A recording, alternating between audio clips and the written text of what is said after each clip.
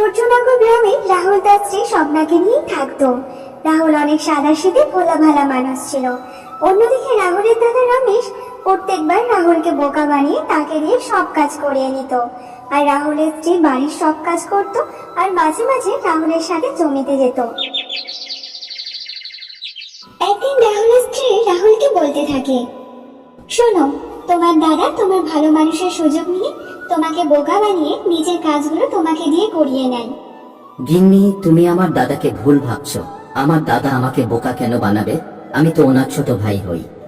তোমাকে বোঝানো আমার বেকার, তুমি কোনোদিনও বুঝবে না।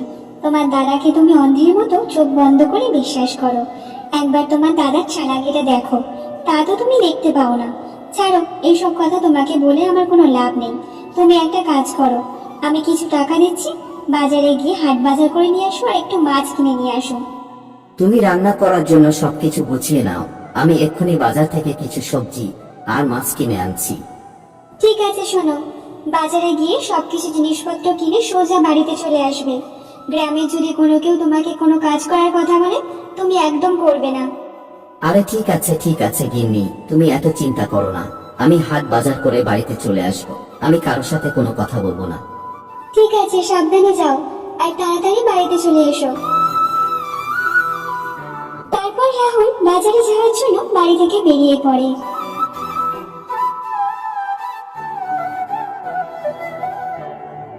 রাহুল রাস্তা দিয়ে যেতে যেতে রাহুলের দাদার সাথে রাহুলের দেখা হয়ে যায়। আরে ভাই রাহুল, কি হয়েছে? এত তাড়াহুড়ো করে কোথায় যাচ্ছিস? কিছু না দাদা, স্বপ্না কিছু সবজি আর মাছ কিনতে আমাকে বাজারে পাঠিয়েছে, তাই বাজারে যাচ্ছি। রাহুলের এই কথা শুনে রমেশ মনে মনে বলতে থাকে, তার মানে রাহুল বাজারে সবজি আর মাছ কিনতে যাচ্ছে, মানে ওর কাছে কিছু টাকা পয়সা নিশ্চয় হবে। তাহলে আমি যদি ওর কাছ থেকে টাকা পয়সা গুলো নিয়ে নিই, তাহলে গিন্নির জন্য গরম গরম জিলাপি নিয়ে যাব। কি হলো দাদা, তুমি এত কি ভাবছো? আর কোন ভাবনায় এত ডুবে গিয়েছো? কিছু না রে ভাই, আমি অনেক চিন্তার মধ্যে আছি। কি হয়েছে বলো দাদা, এত কি চিন্তা তোমার? তেমন কিছু না রে ভাই, তোর ভাইপোর চিকুর খুব শরীর খারাপ, আর ওষুধ কেনার জন্য আমার কাছে 1 টাকাও নেই। তুই তো সবজি কিনতে যাচ্ছিস, মনে হয় তোর কাছে কিছু তো টাকা আছে। তাহলে তুই ওই টাকা আমাকে দিয়ে দে, আর আজকের দিনটা তোরা নয় ডাল ভাত খেয়ে নে। আর তুই যদি আমাকে টাকাটা না দিস, তাহলে আমি যে তোর ভাইপোর জন্য ওষুধ কিনে নিয়ে যেতে পারবো না রে। কিন্তু দাদা, আমি যদি এই টাকা তোমাকে দিয়ে দিই, তাহলে স্বপ্না আমার উপর খুব রেগে যাবে যে। তার মানে আমার ছেলে চিকু তোর ছেলে না, তাই জন্য তুই টাকাটা দিবি না, তাই না? না না দাদা, এমনটা না। তুমি এই টাকাটা আমার কাছ থেকে নিয়ে যাও, আর আজ আমরা ডাল ভাত খেয়ে নেব। তুমি এই টাকা দিয়ে চিকুর জন্য ওষুধ কিনে নিয়ে যাও। ভগবান তোর ভালো করবে রে রাহুল, আমি তাড়াতাড়ি চিকুর জন্য ওষুধটা কিনে নিয়ে যাই, অনেক দেরি হয়ে গেল রে। তারপর রমেশ রাহুলের কাছ থেকে টাকা নিয়ে চলে যায়। আর রাহুলও সে তার বাড়িতে ফিরে যায়। বাড়িতে ফিরে সে তার স্ত্রীকে সব কথা খুলে বলে, শোনো, আমি জানি না কি হয়েছে আর না হয়েছে, আর আমি জানতেও চাই না, কিন্তু আজ আমি মাছ ছাড়া ভাত খাবো না। তুমি যেখান থেকে হোক, যেভাবে হোক, উপার্জন করে আমার জন্য বাজার থেকে সবজি আর মাছ কিনে নিয়ে আসবে, তারপর আমি খাবো। কিন্তু স্বপ্না, এখন এই সময় কেউ আমাকে কাজ দেবে না। তুমি তো একটু বোঝার চেষ্টা করো। ঠিক আছে, তুমি যখন কোনো কাজ পাবে না, তাহলে জঙ্গলে গিয়ে কাঠ কেটে বাজারে বিক্রি করো। কিন্তু আজ তোমাকে আমার জন্য সবজি আর মাছ নিয়ে আসতেই হবে, তাহলে আজ আমি রান্নাই করব না। ঠিক আছে স্বপ্না, তুমি একটু শান্ত হয়ে যাও। আমি এক্ষুনি যাচ্ছি, দেখি কোথাও কোনো কাজ পাই কিনা। হ্যাঁ, তুমি তো সবার জন্য দান সত্য করে রেখেছো, যে যখন যেটা বলে, যে যখন যেটা চায়, তুমি তো সঙ্গে সঙ্গে সেটাই করে দাও। এবার আমার জন্য এটা করে দেখাও। এরপর রাহুল বাড়ি থেকে বেরিয়ে পড়ে। তারপর স্বপ্না রান্নাঘরে যায়। দেখি তাড়াতাড়ি রান্নাটা করে নি। আমি জানি আজকে না আসবে হাট বাজার, আর না আসবে কোনো মাছ। জঙ্গলে কোনো কাঠ পাতা পেলে তারপর তো বাজারে বিক্রি করবে। আর আজকে যদি এরকম ভাবে না খেয়ে বসে থাকে, তাহলে আজকের আর কাউকে খেতেই হবে না। দেখি কিছু রান্না করে রাখি। অন্যদিকে রাহুল জঙ্গলের রাস্তা দিয়ে যেতে থাকে। আর কিছু দূর যাওয়ার পর রাহুল একটা সাধু বাবাকে জঙ্গলে দেখতে পায়। প্রণাম সাধু বাবা। এত ঘন জঙ্গলে আপনি এখানে কি করছেন একা একা? তুই অনেক ভোলা ভালা সাদাসিধে মানুষ। আমি তোর ব্যাপারে সবকিছু জানি। আমি জানি তুই এখানে তোর স্ত্রীর ভয়ে এসেছিস, কারণ তোর স্ত্রী তোকে বাজার করার জন্য টাকা দিয়েছিল, আর তুই ওই টাকাটা নিয়ে তোর দাদাকে দিয়ে দিয়েছিলি। এই কারণে তুই জঙ্গলে কাঠ খুঁজতে এসেছিস। হ্যাঁ বাবা, আপনি একদম ঠিকই বলেছেন। তাহলে তো আপনি আমার সমস্যার কথাও জানেন। আমার স্ত্রী বলে গ্রামের সবাই আমার সাদাসিদের সুযোগ নিয়ে আমাকে দিয়ে সব কাজ করিয়ে নেয়। কি সাধু বাবা, এই কথা কি ঠিক যে সবাই আমাকে দিয়ে ওদের কাজ করিয়ে নেয়? হ্যাঁ রাহুল বাবা, গ্রামের সবাই আর তোর দাদা সবাই তোর ভালো মানুষের সুযোগ নিয়ে ওরা সবাই তোকে দিয়ে কাজ করিয়ে নেয়। কিন্তু তুই চিন্তা করিস না, আমি তোকে কিছু বীজ দেব, আর ওই বীজগুলো জমিতে দিয়ে দিবি, আর ওই বীজ থেকে জাদুই ফসল তৈরি হবে। ঠিক আছে সাধু বাবা, ধন্যবাদ আপনাকে। সাধু বাবার দেওয়ার ওই পটলি নিয়ে রাজু বাড়িতে চলে যায়।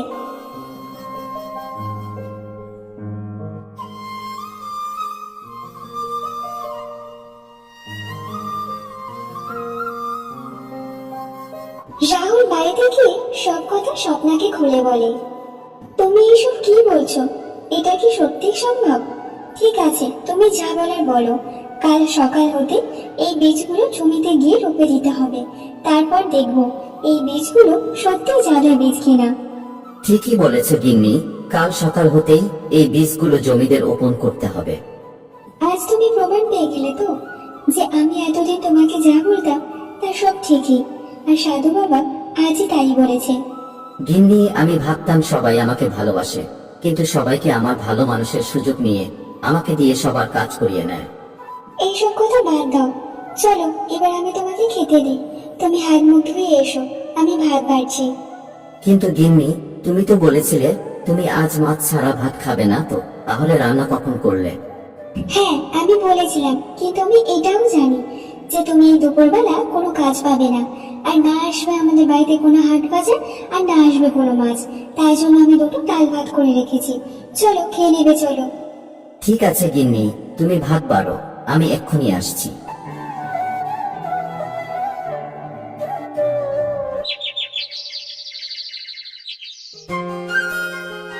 শোনো, কাল সকাল সকাল উঠতে হবে যে আমরা দুজন মিলে জমিতে গিয়ে জমিটা প্রথমে রোপে নিয়ে তারপর এই বীজগুলো লাগিয়ে দিতে হবে ঠিকভাবে। গিন্নি, আজ ডাল ভাত খুব ভালো হয়েছে। তোমার হাতে রান্নার কোনো জবাব হয় না। তুমি যে কোনো রান্না করো না কেন, সব রান্নাই তো ভালো হয়। থাক থাক, আমাকে নিয়ে তোমার এত প্রশংসা করতে হবে না। আমি জানি আমি কেমন রান্না করি। কয়েকদিন ধরে মাছ খেতে খুব ইচ্ছা করছিল, তাই কিছু টাকা পয়সা জমিয়ে রেখেছিলাম, আর সেটা আজকে তোমাকে দিলাম। আর তুমি কি করলে? মাছ না খেয়ে বাড়িতে চলে আসলে। গিন্নি, আমি কি করব বলো? দাদা তো আমাকে বলল যে চিকুর খুব শরীর খারাপ, তাই তো ওষুধ কেনার জন্য আমি টাকাগুলো দিয়ে দিয়েছি। ঠিক আছে, যা হওয়ার হয়েছে। এবার তাড়াতাড়ি খাওয়া দাওয়া করে ঘুমাতে চলো, কাল যে সকাল সকাল জমিতে যেতে হবে। তারপর তারা খাওয়া দাওয়া করার পর ঘুমাতে যায়। পরের দিন সকালে রাহুল ও স্বপ্না দুজন একসাথে মিলে জমিতে যাওয়ার জন্য বেরিয়ে পড়ে। তারপর তারা জমিতে রোয়া শুরু করে দেয়, আর তারা দুজনে মিলে ওই জমিতে বীজগুলো দেওয়ার পর সন্ধ্যার সময় বাড়িতে চলে আসে।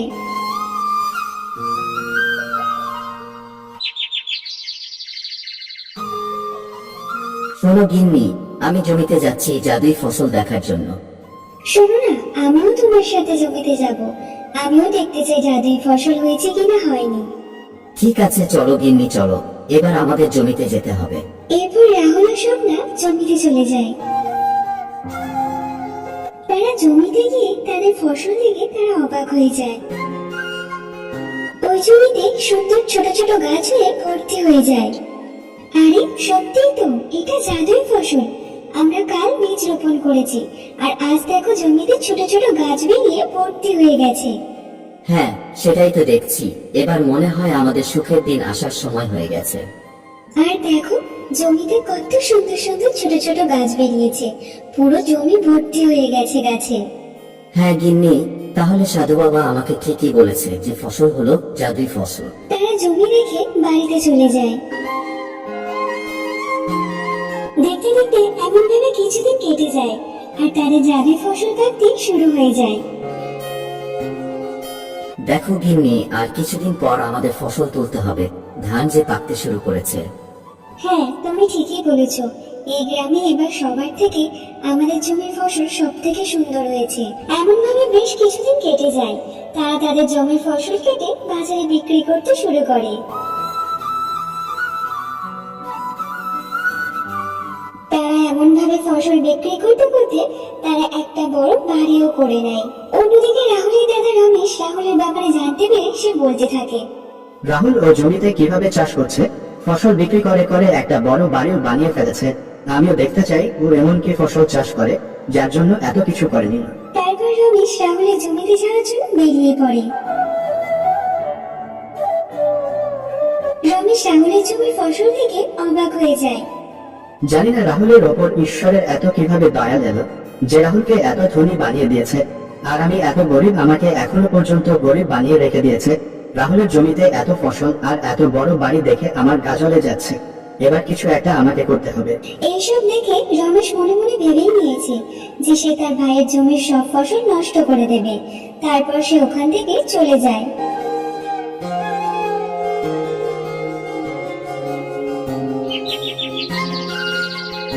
আবার একদিন রাত হয়ে যাওয়ার পর রমেশ কিছু পোকামাকড় নিয়ে রাহুলের জমিতে ছেড়ে দেয়, আর ওই পোকামাকড়ের জন্য রাহুলের জমির ফসল নষ্ট হয়ে যায়। তারপর রমেশ ওখান থেকে চলে যায়।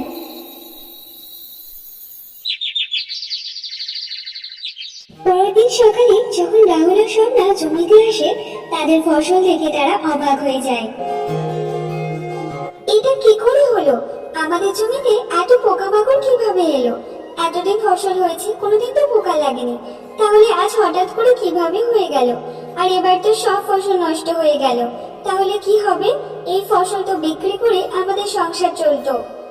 তুমি চিন্তা করো না গিন্নি, এগুলো পোকা, এগুলো তো প্রকৃতির দান। এগুলো আমরা কিভাবে তাড়াবো বলো? তবে আমরা এর কোনো না কোনো উপায় ঠিক বের করে নেব। পরের দিন সকালে রাহুল সার নিয়ে এসে তার জমিতে ভালোভাবে দিয়ে দেয়। তার কিছুদিন পর রাহুলের জমির ফসল ঠিক আগের চেয়ে আরো ভালো হয়ে যায়। এইসব দেখে রাহুলের দাদা রমেশ আরো বেশি রেগে যায়। এমন ভাবে বসে বসে দেখলে কিছু হবে না, আর তোমার দ্বারা কোনো কাজ একটা ভালোভাবে সম্ভব না। যখন তুমি পোকামাকড় ওর জমিতে ছেড়ে দিয়ে আসলে, তারপরের দিন তোমার ভাই গিয়ে সার ফল দিয়ে ওর জমির ফসল আগের থেকে এখন অনেক ভালো করে নিয়েছে। কিন্তু গিন্নি, আমি তো আমার দিক দিয়ে পুরোটা চেষ্টা করেছি, তাহলে এখানে আমার কি দোষ আছে বলো? কিন্তু তুমি চিন্তা করো না, ওর জমির ফসল এত ভালো কিভাবে হচ্ছে, আমি ওকে জিজ্ঞাসা করব। তোমার কি মনে হয় তোমার ভাই এখন বোকা আছে? সে কখনোই বোকা না, আর তুমি জানো না তোমাকে এই ফসলের ব্যাপারে কিছুই বলবে না। তুমি তো জানো গিন্নি, রাহুল সাদাসিধা আর ও আমাকে ভগবানের মতো দেখে। আমি ওকে জিজ্ঞাসা করলে ও আমাকে মিথ্যে বলবে না। আমি কাল সকালে গিয়ে ওর কাছে থেকে জিজ্ঞাসা করব, আর ওই এমনিতে আমাকে সব বলে দেবে, কারণ ও আমাকে অন্ধের মতো বিশ্বাস করে। ঠিক আছে, কাল সকালে গিয়ে তোমার ভাইকে গায়ে মাথায় হাত বুলিয়ে সব কথা জিজ্ঞাসা করে নিও। পরের দিন সকালে রাহুল তার জমির দিকে যাচ্ছিল, তখন রাস্তায় তার দাদা রমেশের সাথে তার দেখা হয়ে যায়। আরে রাহুল ভাই, তুই তো অনেক বড় মানুষ হয়ে গেলি রে। তুই তো একা একা ধনী হয়ে যাচ্ছিস। একবার কি তোর দাদার কথা মনে পড়ে না নাকি? একবার তো আমাকে জিজ্ঞাসাও করিসনি যে দাদা কেমন আছো। এখন তোর এত টাকা পয়সা হয়ে গেছে বলে তাই এত অহংকার হয়ে গেছে। আর তোর খেতে এত ফসল কিভাবে ফলাচ্ছিস যে তোর জমির ফসল এত সুন্দর, আর দেখতে দেখতে এত বড় বাড়ি বানিয়ে ফেলেছিস? দাদা, এমন কিছু না, তুমি আমার দাদা হও। এরপর রাহুল তার দাদা রমেশকে সব কথা বলে দেয়। ও আচ্ছা, তার মানে এত সুন্দরের ফসলের বীজ ওই সাধু বাবাই দিয়েছে? হ্যাঁ দাদা, তুমি একবার ওই বাবার সাথে দেখা করা উচিত। উনি একজন অনেক ভালো মনের মানুষ। তুমি দেখবে সাধু বাবা ঠিক তোমাকে সাহায্য করবে। আচ্ছা ঠিক আছে দাদা, আমি তাহলে জমির দিকে যাই। জমি তো অনেক কাজ পড়ে আছে।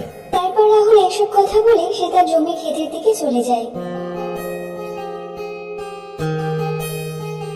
এবার দেখ রাহুল, এবার আমি তোকে কি করতে পারি?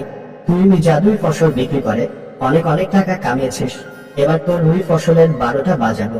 এইসব কথা ভাবতে ভাবতে তারপর রমেশ জঙ্গলের রাস্তা দিয়ে হাঁটতে শুরু করে। তারপর ওই জঙ্গলের মধ্যে সাধু বাবাকে দেখতে পায় রমেশ। সাধু বাবা, আপনি আমাকে সাহায্য করুন, আমি অনেক সমস্যার মধ্যে আছি। আমাদের গ্রামে একটা লোক আছে, সে অনেক খারাপ মানুষ ও গ্রামের সবার উপর অত্যাচার করে আর সবাইকে ভয় দেখিয়ে সবার জমি ও কবজা করে রেখেছে। আর আমি আমার একটা ছোট্ট জমিতে চাষ করি। বাবা, আমি চাই আপনি আমাকে এমন একটা জিনিস দেন, যখন আমি ওর জমিতে দেব তখন ওর জমি সব ফসল নষ্ট হয়ে যাবে। আর এমন কোনো জিনিস দিন যা আমার খেতে ফসল আরো ভালো হবে। রমেশের কথা শুনে সাধু বাবা দুটো জাদুর পুটলি দেয়। সেই পুটলি দুটো নিয়ে তাড়াহুড়ো করে রমেশ ওখান থেকে চলে যায়।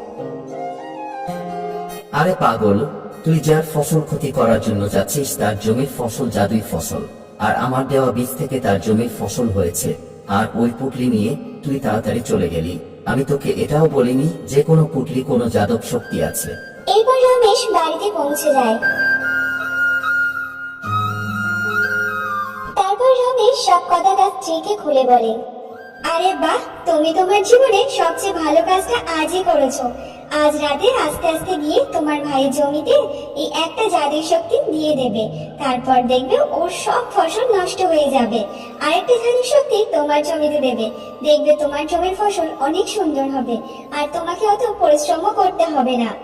তুমি ঠিক বলেছো গিন্নি, এবার আমার ভাই রাহুলের থেকে আমরা অনেক ধনী হয়ে যাব। এবার আমার ভাই রাহুলের সর্বনাশ হবে। শোনো, যখন ওই জাদুর ফসলগুলো বিক্রি করা হবে তখন ওই টাকাগুলো নিয়ে আমি কিছু গয়না বানাবো। আর এমন এমন গয়না বানাবো যা এই গ্রামের কারোর কাছে নেই। হ্যাঁ গিন্নি, তুমি চিন্তা করো না।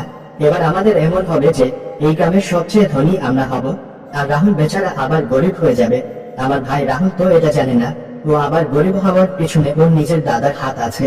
আর যে যাই বলুক না কেন, ও কোনোদিন বিশ্বাস করবে না যে ওর দাদা ওর সাথে এমনটাই করেছে। আরে তুমি একটু আস্তে বলো, আস্তে বলো। তুমি তো জানো দেয়ালেরও কান আছে। যদি এইসব কথা কারো কানে যদি যায় যে তুমি তোমার ভাইয়ের ক্ষতি করছো, তাহলে গ্রামের লোক আমাদের মেরে ধরে গ্রাম থেকে বার করে দেবে। তুমি আমাকে বলছো জোরে না কথা বলতে, কিন্তু তুমি নিজেই তো চিৎকার করে করে কথা বলছো। ঠিক আছে, হয়েছে হয়েছে। শোনো, একটু রাত হলে তাড়াতাড়ি গিয়ে রাহুলের জমিতে এই জাদু শক্তিটা ফেলে দেবে। তারপর কাল আমরা সকালে দেখতে যাব। অন্যদিকে রাহুল তার স্ত্রীকে বলতে থাকে। শোনো গিন্নি, এবার যে আমাদের ফসল কাটার সময় হয়ে এসেছে, কিছুদিন পর ফসল তোলা শুরু হবে। আমি ভাবছি এইবার ফসলগুলো তোলার পর যা টাকা পাবো তা আমাদের গ্রামের গরিব মানুষদের সাহায্য করব। হ্যাঁ গো, তুমি ঠিকই বলেছো। আমরা জানি খারাপ সময়ে কি অবস্থাটা হয়। তুমি সত্যি অনেক বড় মনের মানুষ। রাত হওয়ার পর রমেশ কাউকে কিছু না জানিয়ে সে চুপচাপ জমির দিকে যেতে থাকে।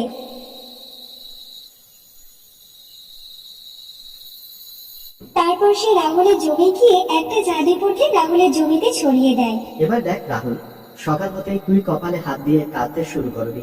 এইসব বলে রমেশ তার নিজের জমি চলে যায় আর একটা যে জাদুই পুটলি ছিল সেটা নিয়ে তার নিজের জমিতে ছড়িয়ে দেয়। তারপর রমেশ খুশি খুশি বাড়িতে চলে যায়।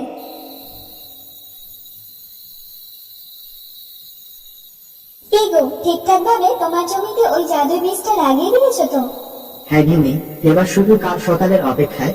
কাল সকালে আমার জমির ফসল খুব ভালো হবে, আর অন্যদিকে রাহুলের জমির ফসল নষ্ট হয়ে যাবে সব। চলো এখন আমরা নিশ্চিন্তে শুয়ে পড়ি, এখন অনেক রাত হয়ে গেছে।